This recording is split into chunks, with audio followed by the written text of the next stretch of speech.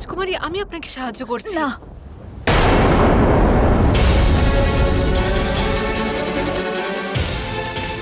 রাজকুমারী, এটা অসম্ভব।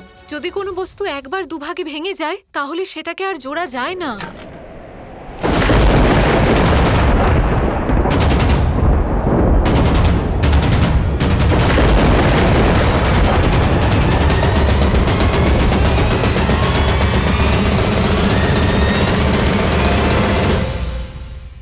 এটাই উপায়।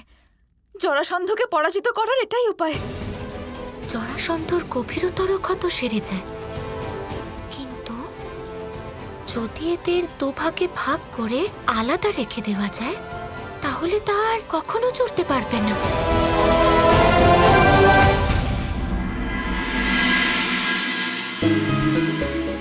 8 মাস পরে আমার ছেলে বলরামের বিবাহ হবে। বৌদি, কোথায় আছেন আপনি? কৃষ্ণ, আরে শত শত প্রণাম আপনাকে বৌদি। তুমি এখানে কৌশলস্থলীতে কিভাবে এলে? আরে কিভাবে বলি আমি আপনাকে, আসলে যেরকম বিয়ের কথা শুনে আপনি উত্তেজিত হয়ে গেলেন, ততই আমার দাদাও উত্তেজিত হয়ে পড়েছেন। এবার এই উৎসাহের কারণেই উনি খুঁজতে বেরিয়েছেন বিবাহের স্থান। এবার খুঁজতে খুঁজতে উনি কখন মথুরা ছেড়ে বেরিয়ে গেছেন নিজেই বোঝেননি। সেই কারণেই আমি আপনার কাছে এসেছি। সত্যি? আচ্ছা তুমি বসো, তোমার আতিথেয়তা তো করি, তোমাকে সুস্বাদু খাবার তো খাওয়াই। না না না না না না, এর কোনো দরকার নেই। আপনার পিতা সব ব্যবস্থা করে রেখেছেন। আপনি শুধু এটা বলুন দাদা আছেন কোথায়। বাড়ি আমি কি করে জানবো? উনি আমাকে বলে যান নাকি? এক মুহূর্ত এক মুহূর্ত, আপনাকে দাদা বলেননি উনি কোথায় গেছেন? এ তো ঠিক হয়নি। যে নারীর সাথে উনি বিবাহ করতে চলেছেন তাকে জিজ্ঞাসাও করলেন না যে বিবাহ কোথায় করা যায়, কোন জায়গা ওনার পছন্দ হবে।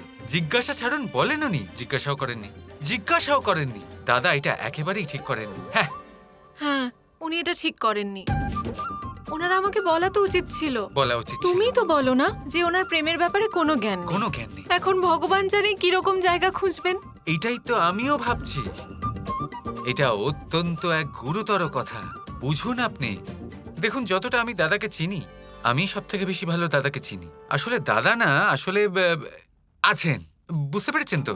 এবারে আমার ভয় এই বিষয়ে লাগছে যে দাদা কোনো ভয়ানক ঘন জঙ্গল পছন্দ করে। তাহলে ভাবুন, আপনি আর দাদা বিয়ের মণ্ডপে আছেন, আপনি ওনাকে মালা পরাচ্ছেন আর উনিও আপনাকে মালা পরাচ্ছেন, আর তার মধ্যে এলো একটা বিশাল সাপ, ওখান দিয়ে যাচ্ছে একটা বিছে, আর তারপর ওখান থেকে এলো একটা বিশাল পোকা। ভাবুন, এরকম স্থানে আপনাকে যদি বিয়ে করতে হয়, আপনি করবেন? আমি তো যাব না আপনার বিবাহতে, আমার সাপকে ভয় লাগে। ঠিক বলেছো কৃষ্ণ, তাহলে তো আমারও ওনার সাথে যাওয়া উচিত ছিল। হ্যাঁ, কিন্তু এখন কি করি? আরে এর জন্য দুশ্চিন্তা করছেন, আমি আছি তো। আমি আপনাকে দাদার কাছে নিয়ে যাব। আপনি শুধু এটুকু বলুন, আপনার পিতা আপনাকে যেতে দিতে রাজি হবেন তো? হ্যাঁ হ্যাঁ, কেন দেবেন না? আর তার উপর দেওর এসেছে নিয়ে যাওয়ার জন্য, তাহলে তো কোনো সমস্যাই নেই। তাহলে ঠিক আছে, দেখা যাক আমার দাদা আছেন কোথায়।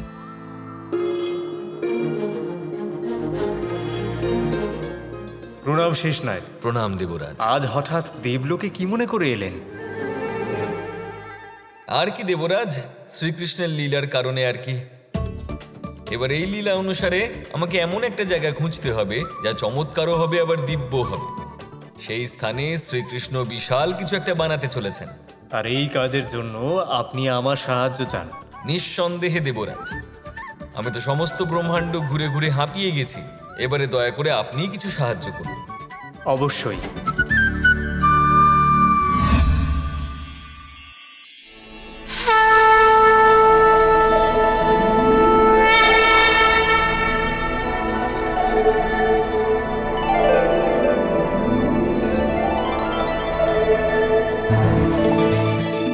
শেষনাগ, দেবলোকে এই নন্দন উদ্যানটি রয়েছে। এটা একটি খুবই আশ্চর্য স্থান। এখানে সব সময় ঠান্ডা বাতাস বয়, স্বচ্ছ জলেরও অভাব নেই। বাতাস সবসময় ফুলের গন্ধে পরিপূর্ণ। দৈব ফল ফুলে ভরা এই বাগান নতুন কিছু নির্মাণের জন্য আদর্শ এক স্থান। আপনি শ্রীকৃষ্ণকে এই বাগানের ব্যাপারে পরামর্শ দিন, আমার সম্পূর্ণ বিশ্বাস আছে ওনার এই জায়গা নিশ্চয়ই ভালো লাগবে। নন্দন উদ্যান, অবশেষে আমি সেরকমই দিব্য আর চমৎকার জায়গা পেয়ে গেছি যেরকম কানাই চাইছিল। আপনাকে অনেক অনেক ধন্যবাদ দেবরাজ। আমাকে সাহায্যের সুযোগ দেওয়ার জন্য অসংখ্য ধন্যবাদ। এবার আমাকে আজ্ঞা দিন।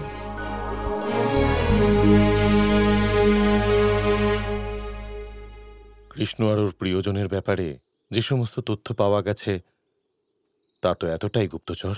হ্যাঁ মহারাজ। তুমি যেতে পারো। পিতা, পিতা, আমি একটা গুরুত্বপূর্ণ জিনিস বুঝতে পেরেছি। কি? জরাসন্ধকে পরাস্ত করার উপায় খুঁজে পেয়েছি। যদি ওনার ওপর বড় আঘাত না করে ওনাকে দুভাগে কেটে ফেলা যায় তাহলে আর কখনো জুড়ে যেতে পারবেন না। ওনাকে মরতেই হবে।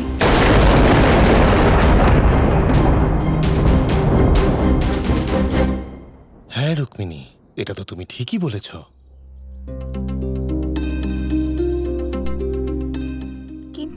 কিন্তু কৃষ্ণের কাছে এই তথ্য কে পৌঁছে দেবে? রাধা। রাধা?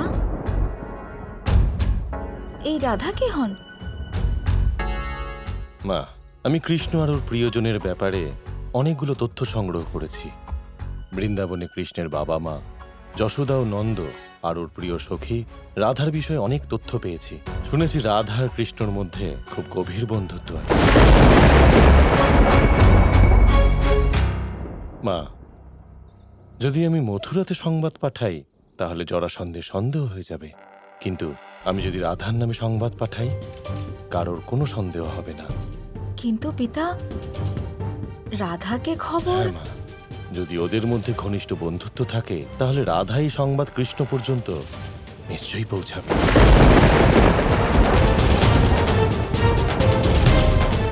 কিন্তু পিতা, আপনি তো কৃষ্ণের বিরুদ্ধে আর জরাসন্ধকে ভয় পাচ্ছিলেন, তাই না? কিন্তু মা, একজন বাবার কর্তব্য হলো যদি তার মেয়ে কাউকে ভালোবাসে তাহলে তার ব্যাপারে সঠিক খোঁজ খবর করা, এটা খুঁজে বের করা যে সে তার মেয়ের আদৌ যোগ্য কি না।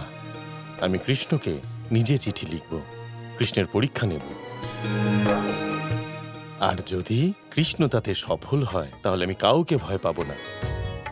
আমি তোমার এবং তোমার প্রেমের সাথে আছি, আর আমারই মতো সংসারের সমস্ত বাবার এটাই কর্তব্য যে শুধুমাত্র ভয়ের বশবর্তী হয়ে নিজের মেয়ের ভালোবাসাকে যেন অস্বীকার না করে।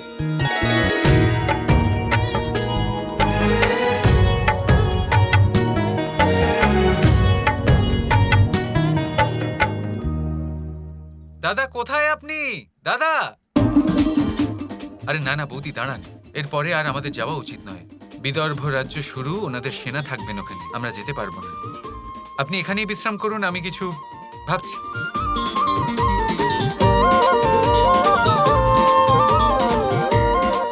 আরে কানাই, তুমি এখানে কি করছো? আরে আপনি কখন থেকে কোথায় লুকিয়ে আছেন? আপনাকে খুঁজতে খুঁজতে এখানে চলে এলাম। আচ্ছা এসব বাদ দাও, আমার কথা শোনো মন দিয়ে। আমি ওই দিব্য আর চমৎকার জায়গাটা খুঁজে নিয়েছি, আর অনুমান করো আমি কোথায় খুঁজে থাকতে পারি। স্বয়ং দেবরাজ ইন্দ্র আমায় প্রস্তাব দিয়েছেন ওনার নন্দন কাননে। বুঝতে পারছো কানাই? বিশ্বাস করো আমাকে, আমি নিজের চোখে গিয়ে দেখে এসেছি। এত দিব্য এত চমৎকার জায়গা আমি কি করে বোঝাবো। জায়গা পরে খুঁজবেন, প্রথমে নিজের বুদ্ধি খুঁজুন। কোথায় সেটা? এসব কি কথা বলছেন আপনি? আরে দেবরাজ ইন্দ্র আপনাকে কোথায় নন্দন বনে আসতে? আরে কি সব বলছেন আপনি? আরে আপনি তো মানুষ, তাই না? পৃথিবীতে বিয়ে করুন, ওখানে কিভাবে যাবেন? উড়ে? কাল এসে বলবেন আমি বৈকুণ্ঠে থাকি, পরশু এসে বলবেন যে আমি ভগবান শেষনাগ। মেনে নেব আমি? কি সব কথা বলে যাচ্ছেন? কি সব তুমি কি বলছো কানাই? আমি ঠিকই তো বলছে কৃষ্ণ। রাজকুমারী? সম্ভবত আপনি স্বপ্ন দেখছেন। আমরা মানুষরা স্বর্গলোকে কিভাবে বিবাহ করব, তাও আবার নন্দন কাননে? কৃষ্ণ কৃষ্ণ কৃষ্ণ কৃষ্ণ